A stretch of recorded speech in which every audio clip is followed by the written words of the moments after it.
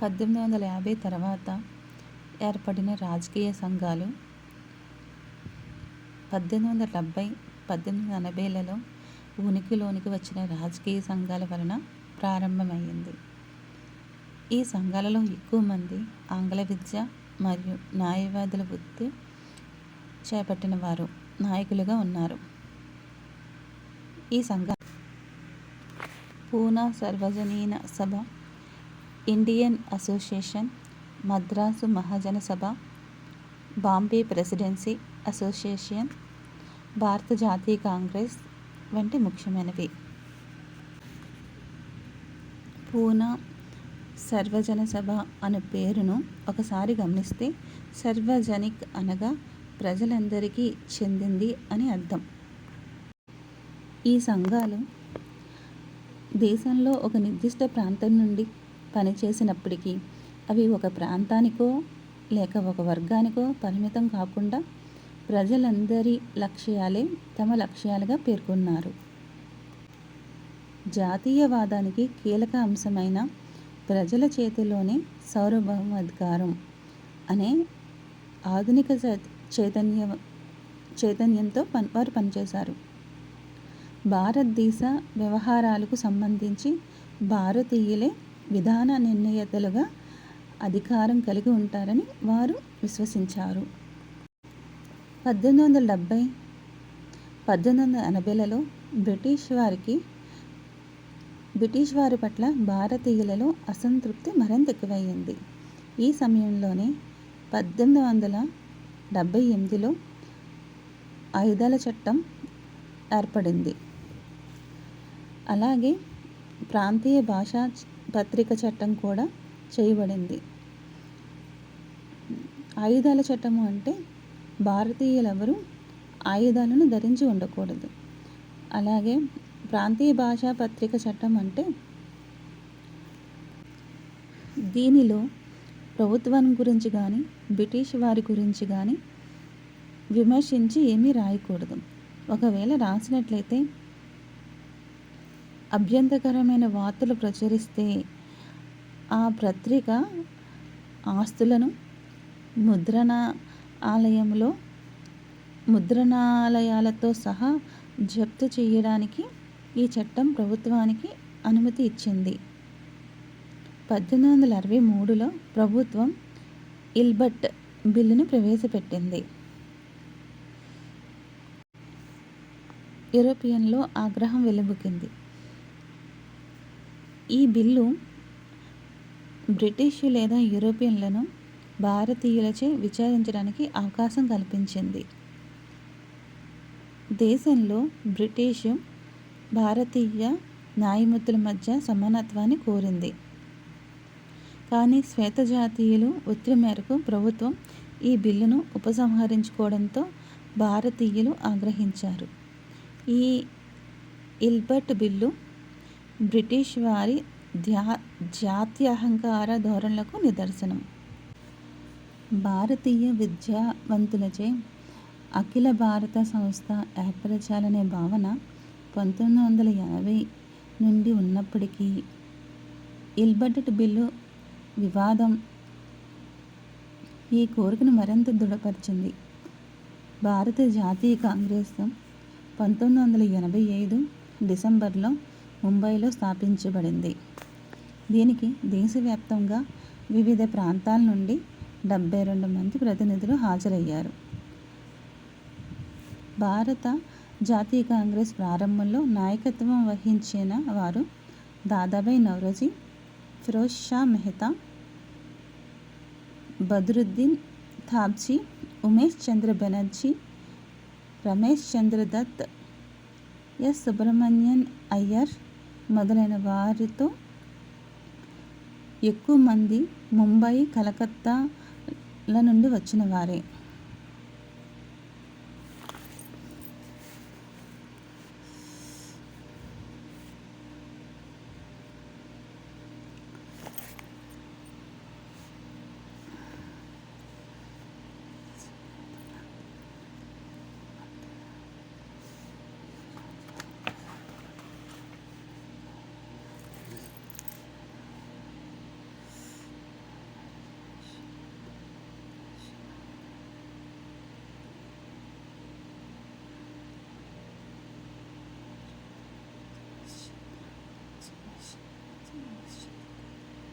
రమేష్ చంద్ర కామచ్చి, రమేష్ చంద్ర Dutt, yes Subrahmanyam Iyer, Mumbai, కలకత్తాలో నుండి వచ్చిన వారు.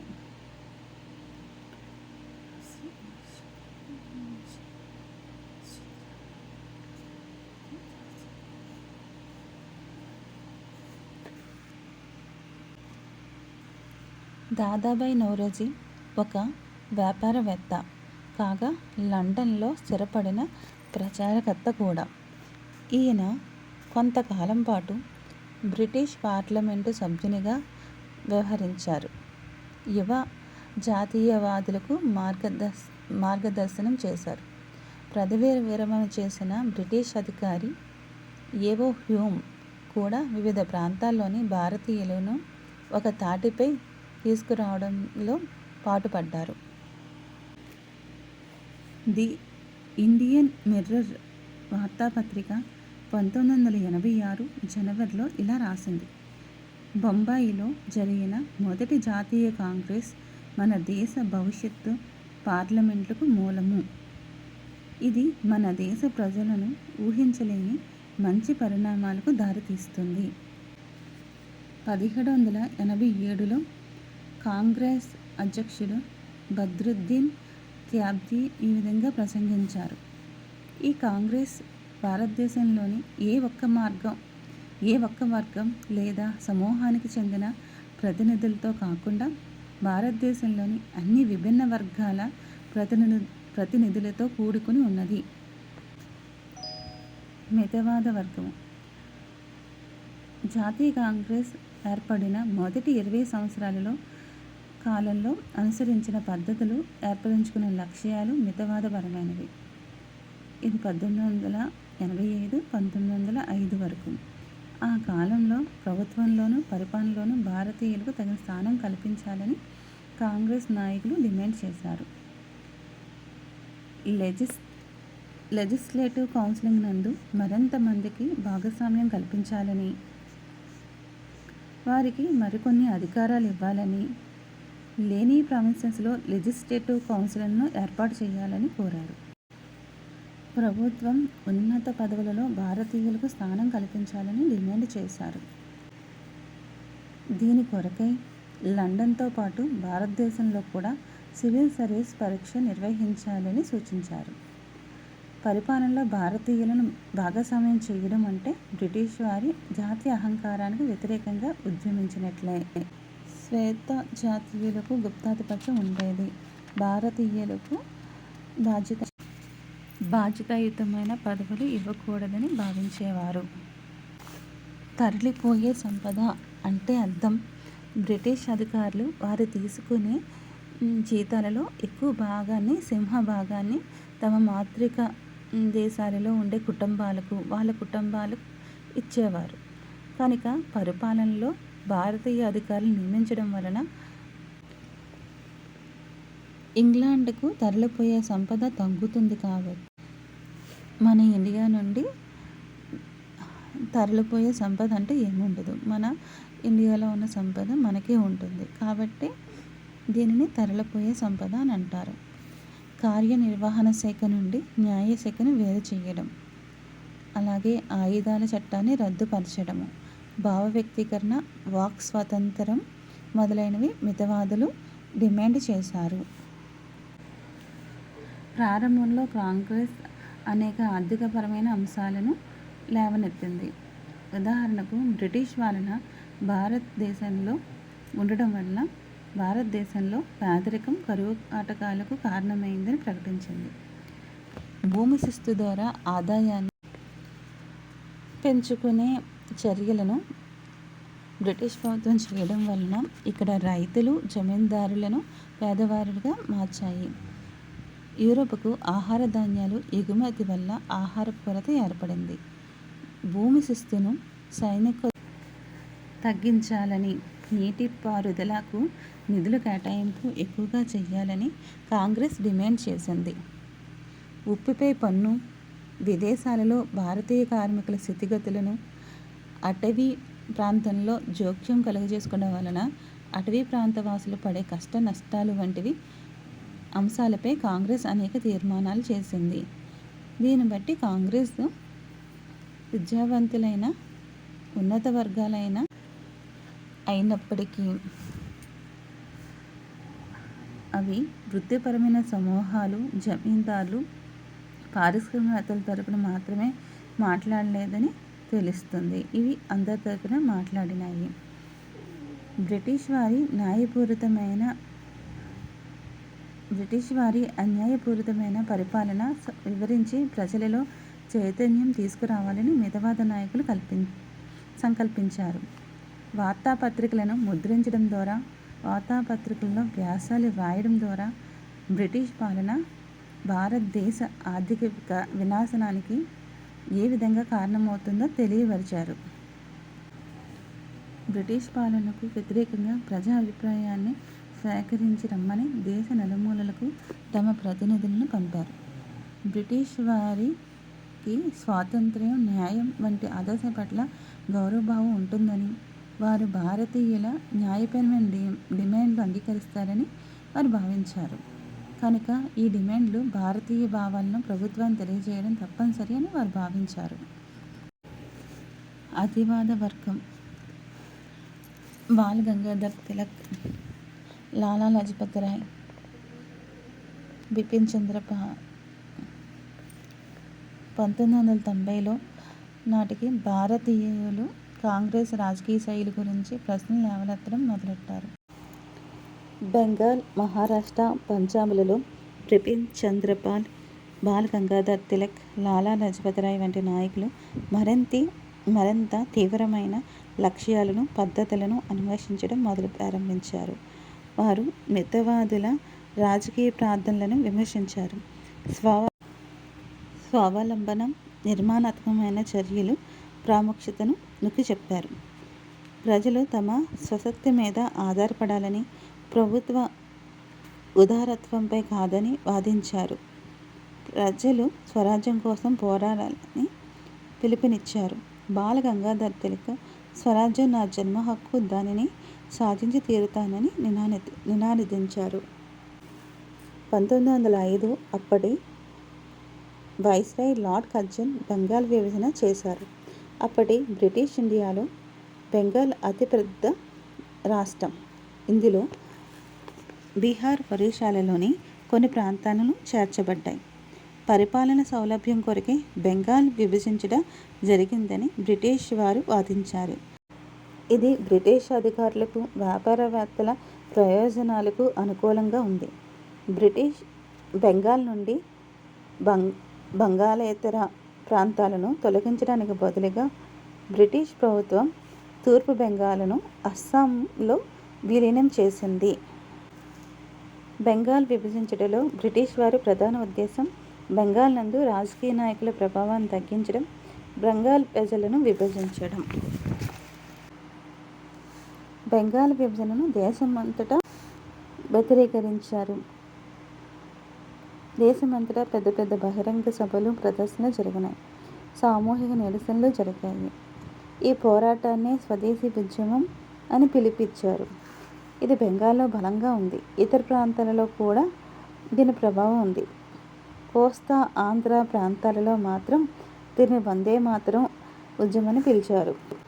బ్రిటిష్ పాలనను వ్యతిరేకిస్తూ స్వయం సహాయం, స్వదేశీ విద్య, భారతీయ వస్తు వినియోగం, స్వదేశీ ఉత్పత్తి, భారతీయ భాషల వాడుకను ప్రోత్సహించడం వంటి భావాలను స్వదేశీ ఉద్యమం ప్రోత్సహించింది. పెద్ద ఎత్తున ప్రజలను సమీకరించడం, బ్రిటిష్ సంస్థలను, వస్తువులను బహిష్కరించడం ద్వారా స్వరాజ్యం కోసం పోరాటాలని అతివాదులు వాదించారు. బ్రిటిష్ పాలనను క్రోలదీయడానికి హింసాత్మక విప్లవం అవసరమని కొందరు భావించారు. 20వ శతాబ్దం తొలి శతాబ్దాలలో ఇతర ముఖ్య పరిమాణాలు చోటు చేసుకున్నాయి. 1906లో కొందరు ముస్లిం భూస్వాములు నవాబులతో all India Muslim League Dhaka నందు ఏర్పడింది. బెంగాల్ విభజనను ముస్లిం లీగ్ మద్దతు ప్రకటించింది. ముస్లింలకు ప్రత్యేక నియోజకవర్గాలను ఏర్పాటు చేయాలని ముస్లిం లీగ్ కోరింది. ఈ డిమాండ్ను 1909లో ప్రభుత్వం అంగీకరించింది. శాసన మండలిలో కొన్ని స్థానాలను ముస్లింలకు రిజర్వ్ చేయబడింది. అక్కడ అభ్యర్థులను ముస్లిం ఓటర్లు మాత్రమే ఎన్నుకుంటారు. దీనితో స్వంత మతస్థులకు ప్రయోజనాలు చేకూర్చడం వంటి అంశాలు రాజకీయ నాయకులను ప్రలోభాలకు గురిచేశాయి. ఇదిలా ఉండగా 1907లో కాంగ్రెస్ చీలిపోయింది. బహిష్కరణను ఉద్యమ విధానంలో ఉపయోగించడాన్ని మితవాదులు వ్యతిరేకరించారు. ఈ ఉద్యమ మార్గంలో బలప్రయోగం ఉంటుందని భావించారు మితవాదులు. విభజన తర్వాత కాంగ్రెస్లో మితవాదులను ఆధిపత్యం పెరిగింది. తిలక్ అనుచరులు బయటి నుండి పనిచేస్తారు. 1915 డిసెంబర్లో ఈ రెండు వర్గాలు మరలా ఐక్యమయ్యాయి. తర్వాతి సంవత్సరం కాంగ్రెస్, ముస్లిం లీగ్ చారిత్రాత్మక లక్నో ఒప్పందం చేసుకుని ప్రాతినిధ్య ప్రభుత్వం కోసం కలిసి పనిచేయాలని నిర్ణయించుకున్నాయి. సామూహిక జాతీయవాద అభివృద్ధి. 1919 తర్వాత బ్రిటిష్ వ్యతిరేక పోరాటం ప్రజా ఉద్యమంగా మారింది. ఈ పోరాటంలో పెద్ద ఎత్తున రైతులు, ఆదివాసీలు, విద్యార్థులు, మహిళలు, అప్పుడప్పుడు ఫ్యాక్టరీ కార్మికులు పాలు పంచుకున్నారు. 1920లో కొన్ని వ్యాపార సమూహాలు కూడా కాంగ్రెస్కు చురుకుగా మద్దతు ఇవ్వడం ప్రారంభించాయి. మొదటి ప్రపంచ యుద్ధ సమయం 1914-1918 సమయంలో భారత ఆర్థిక రాజకీయ పరిస్థితులను మార్చివేసింది. ఇది భారత ప్రభుత్వం రక్షణ ఖర్చులు భారీ పెరుగుదలకు దారితీసింది. దీనికి ప్రతిగా ప్రభుత్వం వ్యక్తిగత ఆదాయంపై, వ్యాపార లాభాలపై పన్ను పెంచింది.